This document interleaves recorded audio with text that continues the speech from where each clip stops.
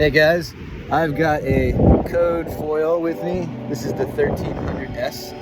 I'm gonna give it a try today. The surf is absolutely micro, kind of unrideable by even a lot of foil or standards. So we're gonna give it a go and try to get some other footage. Stoked to give this a shot.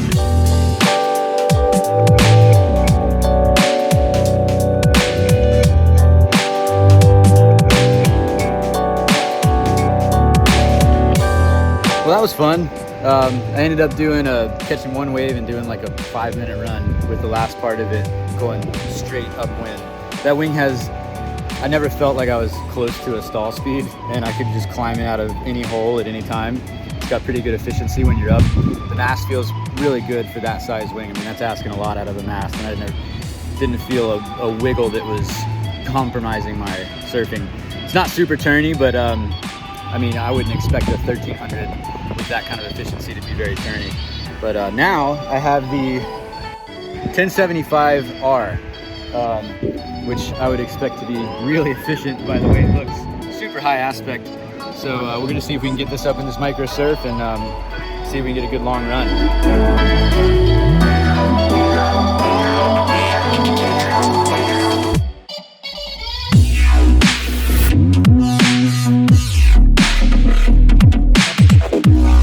Holy crap, this is a super efficient wing. This might be the most efficient wing I have felt to date, possibly. And I'm on the 150 knot race tail. So not as shocking now how James Casey won the M2O on the Code Foils R series, because that was pretty insane. I was doing like a 2-pump pause, pumping kind of sequence, and it was crazy efficient. I feel like I could have gone forever. I did go slightly downwind, but the wind's like, I don't know, 5 knots today, so it's really not giving me that much assistance.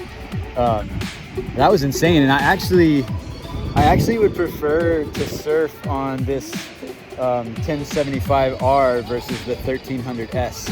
I actually like the way it turned a little more. I know it's much more high aspect, but it actually rolled like surprisingly well for how high aspect it is.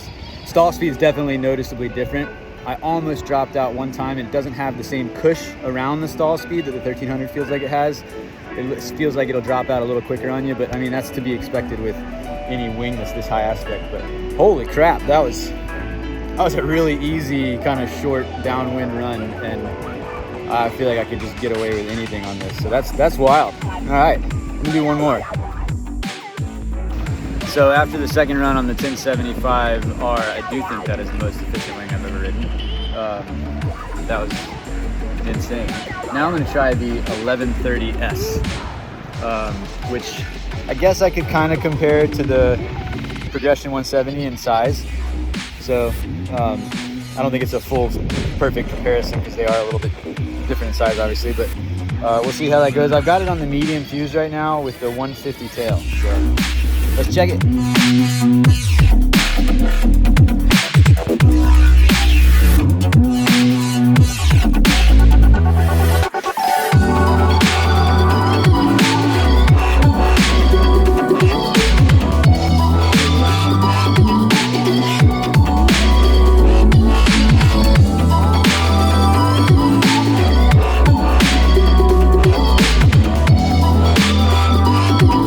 All right, quick thoughts on the 1130S.